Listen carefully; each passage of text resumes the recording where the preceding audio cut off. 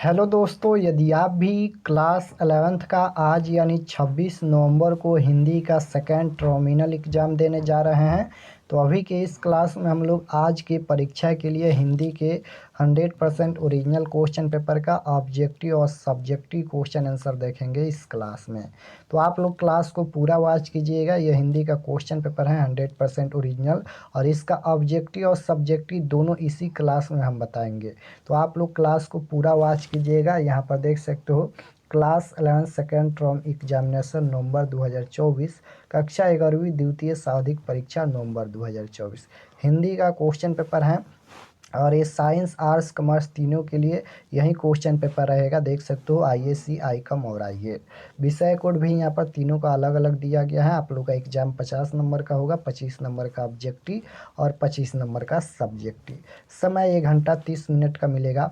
तो चलिए हम लोग सबसे पहले ऑब्जेक्टिव क्वेश्चन देख लेते हैं, और उसके बाद इसी क्लास में हम लोग इसका सब्जेक्टिव क्वेश्चन आंसर भी देखेंगे। तो यहाँ पर देखिए सबसे पहले खंड अ मिलेगा। खंड अ में आपसे ऑब्जेक्टिव क्वेश्चन पूछा जाएगा, वस्तुनिष्ठ प्रश्न। प्रश्न संख्या 1 से 30 तक यहाँ पर क्वेश्चन है, जिनमें से 25 प्रश्नों के उत्तर देना है एग्जाम में। तो आइए फर्स्ट क्वेश्चन देखते हैं। पहला नंबर क्वेश्चन पूछा गया है, उच्चारण में वायु प्रक्षेप की दृष्टि से व्यंजनों के कितने भेद हैं। तो राइट आंसर क्या हो जाएगा, उच्चारण में वायु प्रक्षेप की दृष्टि से व्यंजनों के कितने भेद हैं, यही क्वेश्चन पूछा गया है। तो राइट आंसर क्या हो जाएगा, 2 भेद हैं। Right answer option number A हो जाएगा। क्वेश्चन नंबर 2 पूछा गया है कि अयोगवाह का अर्थ है। तो अयोगवाह का क्या अर्थ होता है, तो योग न होने पर भी जो साथ रहे, यानी right answer option number C हो जाएगा। क्वेश्चन नंबर 3 पूछा गया है, यहाँ पर व्यंजनों के नीचे हल लगाने का क्या अर्थ है। तो राइट आंसर 3 का बी हो जाएगा। यहाँ पर व्यंजन में स्वर वर्ण का साथ। क्वेश्चन नंबर 4 है, निम्न में से कौन वर्ण दंतोष्ठ का उदाहरण है। तो राइट आंसर 4 का क्या हो जाएगा, तो 4 नंबर क्वेश्चन का आंसर आप लोग नोट कीजिएगा, ऑप्शन नंबर डी हो जाएगा। क्वेश्चन नंबर 5 पूछा गया है, यहाँ पर स्रव वर्ण किस वर्णों के मेल से बना है। तो राइट आंसर क्या हो जाएगा, यहाँ पर स और र हो जाएगा, ऑप्शन नंबर ए। क्वेश्चन नंबर 6 है कि अर्थ को नामांकित या अलंकृत करने वाले अलंकार को कौन सा अलंकार कहते हैं।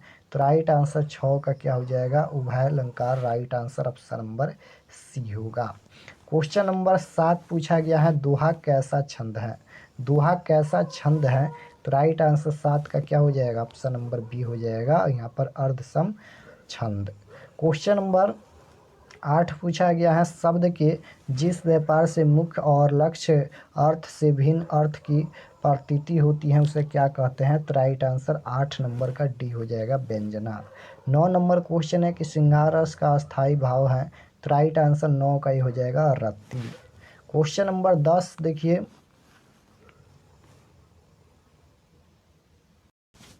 निम्न में से कौन शुद्ध वाक्य है। निम्न में से कौन यहाँ पर शुद्ध वाक्य है। तो 10 नंबर क्वेश्चन का राइट आंसर क्या हो जाएगा, मेरा नाम श्री राकेश कुमार जी हैं, यानी right answer option number A हो जाएगा। क्वेश्चन नंबर 11 पूछा गया है, यहाँ पर तुम जाओ यह किस वाक्य का उदाहरण है। तुम जाओ यह किस वाक्य का उदाहरण है। तो राइट आंसर क्वेश्चन नंबर 11 का बी हो जाएगा, यहाँ पर आज्ञावाचक। क्वेश्चन नंबर 12 पूछा गया है, प्रसून किसका पर्यायवाची शब्द है। तो पर्यायवाची शब्द मतलब अनेक नाम होता है। तो राइट आंसर क्या हो जाएगा, यहाँ पर फूल का। Right answer option number C हो जाएगा। क्वेश्चन नंबर 13 पूछा गया है, गूलर का फूल होना मुहावरे का अर्थ है। तो 13 नंबर क्वेश्चन का राइट आंसर आप लोग नोट कीजिएगा, ऑप्शन नंबर डी हो जाएगा, यहाँ पर लपाता होना। क्वेश्चन नंबर 14 पूछा गया है, ऐतिहासिक शब्द का विलोम है। विलोम शब्द मतलब उल्टा शब्द होता है, ऐतिहासिक का उल्टा क्या हो जाएगा। तो राइट आंसर 14 नंबर का क्या होगा, यहाँ पर अनैतिहासिक। Right answer option number C होगा। क्वेश्चन नंबर 15 है, प्रतिकार शब्द में कौन सा समास है। समास पूछा गया है। तो राइट आंसर क्वेश्चन नंबर 15 का डी हो जाएगा, अविभाज्य समास है। क्वेश्चन नंबर 16 देखिए, 16 नंबर क्वेश्चन यहाँ पर पूछा गया है, निम्न में कौन शीर्षक पाठ एनसीईआरटी की कक्षा 11वीं की पुस्तक संभार संकलित है। तो राइट आंसर 16 का क्या हो जाएगा, यहाँ पर बेजोड़ गायिका Lata Mangeshkar. Right answer option number A हो जाएगा, 16 नंबर का। 17 नंबर क्वेश्चन है, चलचित्र शीर्षक पाठ की विधा है। चलचित्र शीर्षक पाठ की विधा क्या है? तो राइट आंसर क्वेश्चन नंबर 17 का बी हो जाएगा, कहानी है। क्वेश्चन नंबर 18 देखिए, 18 नंबर क्वेश्चन है, भोला पासवान शास्त्री का जन्म किस राज्य में हुआ था? तो राइट आंसर क्या हो जाएगा यहाँ पर? बिहार में हुआ था। राइट आंसर सी होगा। 19 नंबर क्वेश्चन, विमान यात्रा के दौरान लेखक भोला पासवान शास्त्री प्राय किस दर्द के? तो राइट आंसर आप लोग नोट कीजिएगा, क्या हो जाएगा यहाँ पर?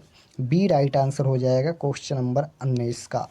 क्वेश्चन नंबर 20 देखिए, 20 नंबर क्वेश्चन यहाँ पर पूछा गया है, झंकार शीर्षक पाठ के रचनाकार कौन है? तो राइट आंसर क्वेश्चन नंबर 20 का ऑप्शन नंबर बी हो जाएगा यहाँ पर। क्वेश्चन नंबर 21 है, निम्न में से किस शीर्षक पाठ में राष्ट्रीयता देशोन्नति का जातीय उत्थान के लिए? तो राइट आंसर क्वेश्चन नंबर 21 का डी हो जाएगा यहाँ पर। क्वेश्चन नंबर 22 पूछा गया है, पाठ्य पुस्तक में संकलित सहजोबाई के प्रथम पद में ईश्वर के किस रूप का? तो राइट आंसर क्वेश्चन नंबर 22 का ऑप्शन नंबर ए राइट आंसर हो जाएगा, निर्गुण रूप का। 23 नंबर क्वेश्चन है, कर प्रहार हाँ कर प्रहार तू भार नहीं यह तो है प्यार, यह किस शीर्षक पाठ की पंक्ति है? यहाँ तक जो दिया गया है यह किस चैप्टर से लिया गया है? तो राइट आंसर बी हो जाएगा यहाँ पर, तोड़ती पत्थर। क्वेश्चन नंबर 24 की ओर चलते हैं और 24 नंबर क्वेश्चन यहाँ पर पूछा गया है, 24 नंबर क्वेश्चन है, भारत दुर्दशा शीर्षक पाठ में भारतेंदु भारत की दुर्दशा न देख पाने की छाया। तो राइट आंसर क्वेश्चन नंबर 24 का बी हो जाएगा, आप लोग नोट कीजिए, बी राइट आंसर होगा। क्वेश्चन नंबर 25 है, खड़ी बोली को कविता की भाषा बनाए जाने का कार्य पैमाने पर किस युग का है? तो राइट आंसर क्वेश्चन नंबर 25 का बी हो जाएगा यहाँ पर, द्विवेदी युग का। राइट आंसर बी होगा। क्वेश्चन नंबर 26 पूछा गया है, कभी मैथिली शरण गुप्त आघातों की चिंता किए बिना किसको ऊंचा उठने देने वाले हैं? तो राइट आंसर क्वेश्चन नंबर 26 का क्या हो जाएगा? बी राइट आंसर हो जाएगा, झंकार को। क्वेश्चन नंबर 27 पूछा गया है, नरसिंह जी का मायारास शीर्षक ग्रंथ किसकी रचना है? तो राइट आंसर क्वेश्चन नंबर 27 का option number B right answer हो जाएगा, मीराबाई की। क्वेश्चन नंबर 28 है, मीरा की तुलना भारतीय साहित्य में किससे की जाती है? मीरा की तुलना भारतीय साहित्य में किससे की जाती है? तो राइट आंसर क्वेश्चन नंबर 28 का क्या हो जाएगा यहाँ पर? ऑप्शन नंबर बी हो जाएगा राइट आंसर। 29 नंबर क्वेश्चन है, पथेर पंचाली फिल्म घोर आर्थिक संघर्षों के बीच कितने वर्षों में बनकर तैयार हुई? तो राइट आंसर क्वेश्चन नंबर 29 का क्या हो जाएगा? ऑप्शन नंबर सी हो जाएगा, 3 वर्षों में। क्वेश्चन नंबर 30 देखिए, 30 नंबर क्वेश्चन पूछा गया है, मीराबाई ने श्री कृष्ण की उपमा गिरिवर से देते हुए स्वयं के लिए कौन सी उपमा मांगी? तो राइट आंसर क्वेश्चन नंबर 30 का क्या हो जाएगा? Option number D right answer हो जाएगा। तो यहाँ पर हम लोग क्लास 11th के हिंदी के 100% ओरिजिनल क्वेश्चन पेपर का 30 में 30 ऑब्जेक्टिव क्वेश्चन आंसर देखे हैं। उसके बाद यहाँ पर खंड अ के बाद खंड ब मिलेगा। खंड ब में आपसे विषयनिष्ठ प्रश्न पूछा गया है। क्वेश्चन नंबर 1 में पूछा गया है कि निम्नलिखित में से किसी एक विषय पर निबंध लिखे। किसी एक विषय पर निबंध लिखना है। जैसे पहला नंबर है वर्तमान में पशुओं की स्थिति, दूसरा नंबर है मेरी अभिलाषा, तीसरा है मेरी माँ और चौथा है कलम का महत्व। तो हम यहाँ पर इसका आंसर बताएंगे मेरी माँ, इस पर निबंध हम बताएंगे। उसके बाद क्वेश्चन नंबर 2 में देखिए, 2 नंबर क्वेश्चन में बोला गया है कि निम्नलिखित में से किन्हीं 3 प्रश्नों के उत्तर दे। निम्नलिखित में से किन्हीं 3 प्रश्नों के उत्तर देना है। पहला नंबर जैसे क्वेश्चन है, पाठ्य पुस्तक में संकलित सहजोबाई के द्वितीय पद का भावार्थ लिखे। उसके बाद है कि भक्त कावित्री मीराबाई का जीवन परिचय लिखे। 3 नंबर ये क्वेश्चन है। 4 नंबर पठित पाठ के आधार पर हो ची मी के व्यक्तित्व की विशेषताएं बताएं। उसके बाद है कि श्लेष अलंकार को उदाहरण सहित परिभाषित करें। इनमें से किन्हीं 3 प्रश्नों के उत्तर देना है। उसके बाद यहाँ पर क्वेश्चन नंबर 3 में व्याख्या करना है। देख सकते हो यहाँ पर 2 क्वेश्चन पूछा गया है, अथवा है और ये है, दोनों में से एक प्रश्न का ही आंसर देना है। तो इतना ही क्वेश्चन पूछा गया है। चलिए हम इसका आंसर भी दिखा देते हैं। तो यहाँ पर सबसे पहले क्वेश्चन नंबर 1 का 3 नंबर का आंसर है। 3 नंबर का क्वेश्चन नंबर 1 में निबंध पूछा गया था, तो निबंध यहाँ पर 3 नंबर का लिखा गया है मेरी माँ पर यहाँ पर निबंध लिखा गया है।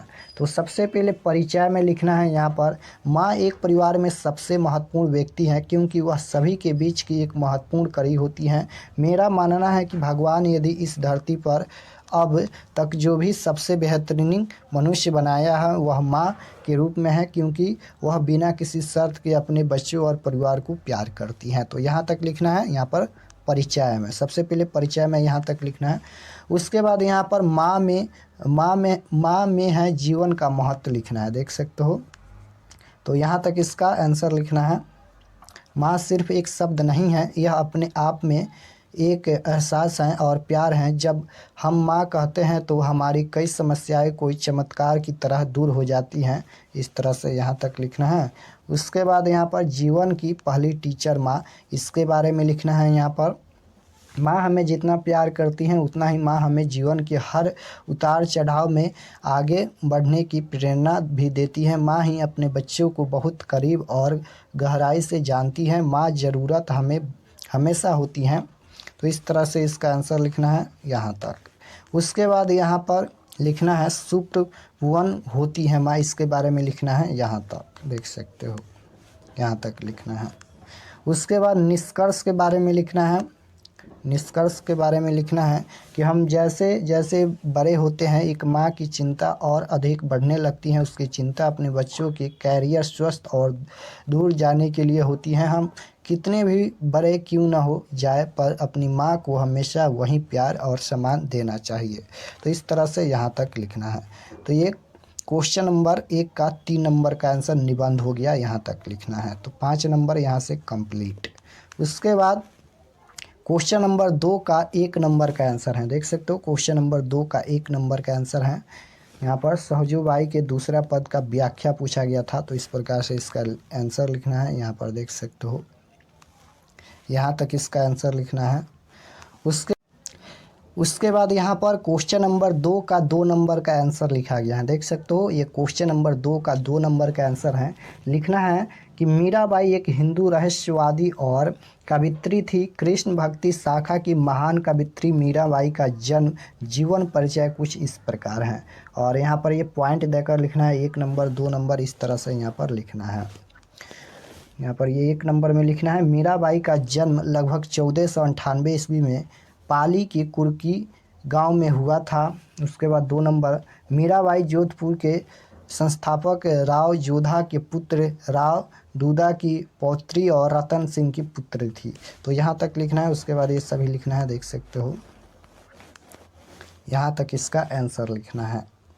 उसके बाद ये क्वेश्चन नंबर 2 का 5 नंबर का आंसर है। क्वेश्चन नंबर 2 का 5 नंबर का आंसर है कि जब एक शब्द का प्रयोग एक बार हो लेकिन उसके कई अर्थ हो तो वो वहाँ श्लेष अलंकार होता है। श्लेष शब्द का अर्थ है चिपकना। श्लेष अलंकार के कुछ उदाहरण ये रहे। इसमें भी इस तरह से यहाँ पर पॉइंट देकर लिखना है, 1 2 इस तरह से, यहाँ तक इसका आंसर लिख देना है। तो 3 प्रश्न का आंसर देना है क्वेश्चन नंबर 2 में। तो 3 प्रश्न का आंसर हम दिखा दिए। उसके बाद ये क्वेश्चन नंबर 3 में व्याख्या करना है। तो क्वेश्चन नंबर 3 का ही आंसर है, ये अथवा का नहीं है, क्वेश्चन नंबर 3 का ही आंसर है। तो यहाँ से इसका उत्तर लिखना है।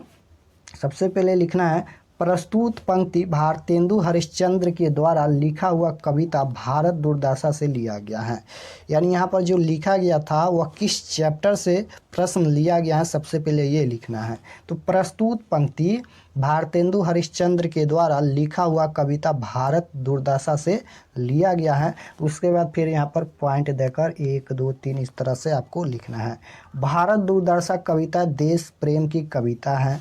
उसके बाद यहाँ पर इस कविता में भारतेंदु हरिश्चंद्र अंग्रेज़ों के शासन में भारत की दुर्दशा पर चिंता व्यक्त करते हैं। उसके बाद है कि कवि भारत की दीनहीन दशा को देखकर भारतीयों की रुदन और क्रदन करने के लिए आमंत्रित करते हैं। उसके बाद यहाँ पर है भारतेंदु हरिश्चंद्र ब्रिटिश राज और आपसी कलह को भारत की दुर्दशा का मुख्य कारण मानते हैं। उसके बाद लिखना है भारतेंदु हरिश्चंद्र ने हिंदी साहित्य में नाटक, गद्य, कविता और पत्रकारिता के क्षेत्र में अहम योगदान दिया। वे पत्रकार, वक्ता, निबंधकार और उत्कृष्ट कवि थे। हिंदी साहित्य में खड़ी बोली में नाटक की शुरुआत का श्रेय भी भारतेंदु हरिश्चंद्र को ही जाता है। तो यहाँ तक इसका आंसर लिखना है। तो एक प्रश्न का ही आंसर देना है। क्वेश्चन नंबर 3 में व्याख्या करना है। तो यहाँ पर एक प्रश्न का आंसर हम ये बता दिए, देख सकते हो, और 3 प्रश्न का आंसर इसमें देना है, बता दिए, और एक पर निबंध लिखना है, तो वो भी हम बता दिए। इतना ही प्रश्न का आंसर देना है। और अगर आप लोग इस चैनल पर नए होंगे तो चैनल को ज़रूर सब्सक्राइब कर लीजिएगा। चलिए हम आपको बताते हैं कि आप लोग कैसे ये सभी PDF आप लोग डाउनलोड कर सकते हैं। तो इसका ऑब्जेक्टिव और subjective question answer PDF download करने के लिए गूगल या क्रोम में चले आना है और आपको सर्च करना है RK एक्सपर्ट क्लासेस। देख सकते हो, इसी चैनल का नाम सर्च करना है गूगल में, RK एक्सपर्ट क्लासेस। तो जैसे ही सर्च करेंगे RK एक्सपर्ट क्लासेस तो आपके सामने यहाँ पर ये फर्स्ट वेबसाइट आएगा, देख सकते हो, RK एक्सपर्ट क्लासेस का। इस पर आपको क्लिक करना है। तो चलिए हम क्लिक करते हैं। और क्लिक करने के बाद पेज को 1 या 2 बार रिफ़्रेश कर दीजिएगा ताकि क्वेश्चन पेपर अपडेट हो जाए। यहाँ पर रिफ़्रेश कर लेंगे और फिर यहाँ पर नीचे आएंगे तो क्लास 11th के सेक्शन में आना है, देख सकते हो, क्लास 11th। इसमें आप लोग का सभी सब्जेक्ट का क्वेश्चन पेपर मिल जाएगा। तो जैसे इंग्लिश का डाउनलोड करना है तो इस पर क्लिक कीजिए, या फिर हिंदी का डाउनलोड करना है तो आप लोग इस पर क्लिक कीजिए।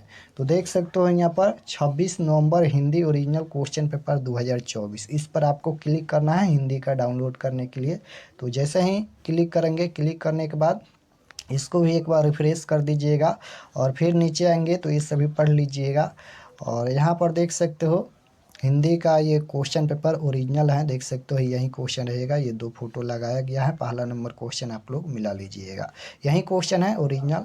और इसका 1 से लेकर 30 तक ऑब्जेक्टिव क्वेश्चन आंसर यहाँ पर देख सकते हो अपडेट किया गया है। जैसे 1 नंबर का, ये 2 नंबर का, इस तरह से 1 से लेकर 30 तक हैं। और अगर आप व्हाट्सअप ग्रुप अभी तक ज्वाइन नहीं किए हैं तो इस पर क्लिक करके आप लोग व्हाट्सअप ग्रुप ज्वाइन कर लीजिएगा। और उसके बाद सब्जेक्टिव के लिए यहाँ पर देखिए subjective question answer PDF download link, इस पर आपको क्लिक करना है। तो जैसे ही क्लिक करेंगे, यहाँ पर क्लिक करने के बाद यहाँ पर डाउनलोड हो जाएगा और डाउनलोड करके आप लोग ओपन कर लीजिएगा। तो ये डाउनलोड हो रहा है, देख सकते हो, डाउनलोड हो गया और यहाँ पर ये ओपन हो गया। इस तरह से आप लोग ये सभी सब्जेक्टिव क्वेश्चन आंसर PDF आप लोग देख सकते हो यहाँ से आकर।